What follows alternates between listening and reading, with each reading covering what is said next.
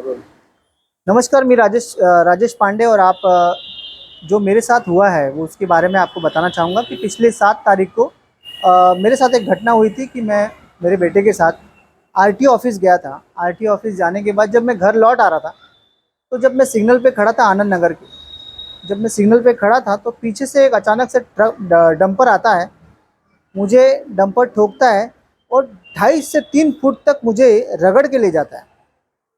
और जब लोगों की तरफ से उसको रोका जाता है तो पता चलता है कि उस गाड़ी वाले के पास ना ड्राइवर का ड्राइविंग लाइसेंस था, ना गाड़ी पे नंबर प्लेट थी, वो ड्रिंक एंड ड्राइव था।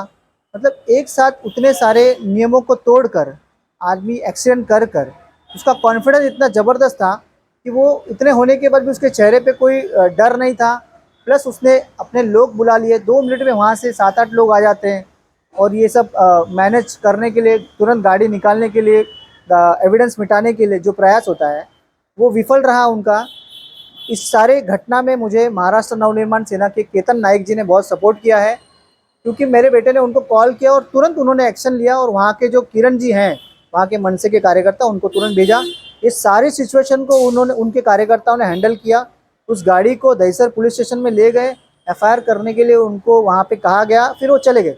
मगर इस दौरान जब वो वहाँ से मनसे के कार्यकर्ता चले गए, मेरा बेटा वहाँ पे अकेला था, तो वहाँ के जो 3 स्टार ऑफिसर है वाघमारे जी, उनकी तरफ से मेरे बेटे को टॉर्चर किया गया कि आपके पिताजी का जो एक्सीडेंट हुआ है उसमें डंपर मालिक है उसकी तरफ से 5 लाख रुपया आपके हॉस्पिटल का बिल और गाड़ी का रिपेयरिंग ये करके दे रहे हैं, देख लो। अन्यथा क्या है, इसके बहुत सारे डंपर और भी हैं मुंबई में। इस बार तो पिताजी तुम्हारे और तुम बच गए, और फिर आगे आप सोचो। तो इसके पीछे कहने का मतलब है कि इसके बाद और भी मेरे पास, मेरे ऊपर ये हमले होने वाले हैं, इसका संकेत था या इसके पीछे कोई मास्टरमाइंड था, या ये पुलिस ऑफिसर ने क्यों कहा, ये तो मैं नहीं जानता।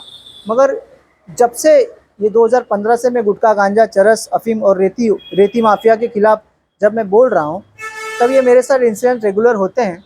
सबसे बड़ी इसकी वजह बताता हूँ, जो जब मैं ये सब करता हूँ तो ये सब करने के पीछे मेरी एक मेरा अब एक और एक दिमाग में मेरे एक शंका हुई है कि ये मेरा ये जो हत्याकांड है, जो मुझे मारने का षड्यंत्र रचा है, वो पूर्व नगर सेवक विनोद मिश्रा इनकी तरफ से किया गया है। क्योंकि पिछले 3 साल से वो निरंतर मुझे झूठे झूठे केस में फंसाना, मेरी वाइफ का पार्लर के विषय में मुझ पर 65 साल की औरत को छेड़ने का आरोप लगाना, एक महानगर पालिका के वाटर डिपार्टमेंट के अधिकारी को मारने का झूठा आरोप लगाना, उसके बाद मुझ पर तड़ीपार की कार्रवाई करवाना।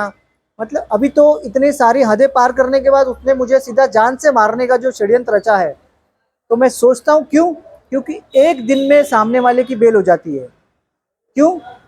क्योंकि उसकी पहुंच अगर बड़ी होती, बड़ी है, पुलिस मैनेज है, और ये सारे लोग जानते हैं कि विनोद मिश्रा एक बिल्डर है, डेवलपर है, उसके भी डंपर हैं, उसका भी खुद का साइड है। और ये मुझे पूरा विश्वास नहीं है, मुझे पूरी शंका है। पुलिस ने प्रॉपर इन्वेस्टिगेशन करना चाहिए। मैं आपको बता दूं, जब मैं अभी थोड़ा सा रिकवर हुआ हूं और मैं जब अधिकारियों से बात करता हूँ वाघमारे से, तो मुझे ऐसा पता चला कि आज तक जैसे सभी मेरे साथ घटना हुई वो सीसीटीवी कैमरा बंद रहता था। इत्तेफाक से ये दहिसर वाला भी कैमरा उस दिन बंद था। पुलिस का कहना है कि वो सीसीटीवी फुटेज बंद था।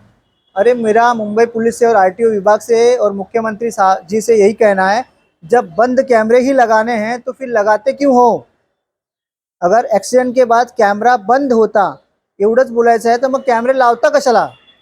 सिर्फ मेरा यही कहना है कि आप किसी के जीवन के साथ अगर खिलवाड़ करने वाले नेताओं के ऊपर कार्रवाई करनी चाहिए, और पुलिस ने प्रॉपर इन्वेस्टिगेशन चाहिए। इसके पीछे का कौन मास्टरमाइंड है? जो ड्राइवर है उसको अरेस्ट किया था, उसको बेल दे दी। उस गाड़ी के मालिक पर भी एफआईआर में नाम होना चाहिए। जो मेरा संशयी आरोपी है विनोद मिश्रा, उस पर भी कार्रवाई होनी चाहिए। और ये जो वाघमारे ऑफिसर है जिसने मेरे बच्चे के साथ, आज 20 साल का बच्चे को उसने मानसिक प्रताड़ित किया, उसके ऊपर भी कार्रवाई होनी चाहिए।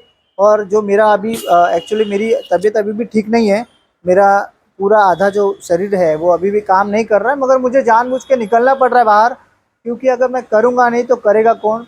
ऐसे अन्याय के खिलाफ बोलेगा कौन?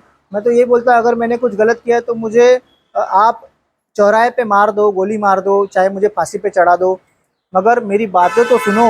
जो मेरे साथ हुआ है वो किस हालात में हुआ, किन्होंने किया है, किसके पीछे मास्टरमाइंड कौन है, ये सारी चीज़ों का पता लगाना बहुत ज़रूरी है। मुंबई पुलिस से मेरी हाथ जोड़ के प्रार्थना है कि इसके पीछे का जो मास्टरमाइंड है उसे आप खोज के निकालो। वो बड़ा नेता है, उसकी पावर, उसकी पकड़, उसकी पहुंच बहुत ऊपरी है, मगर मुझे आप पे विश्वास है अभी भी। मेरा विश्वास टूटने मत दो, आप मुझे न्याय दो।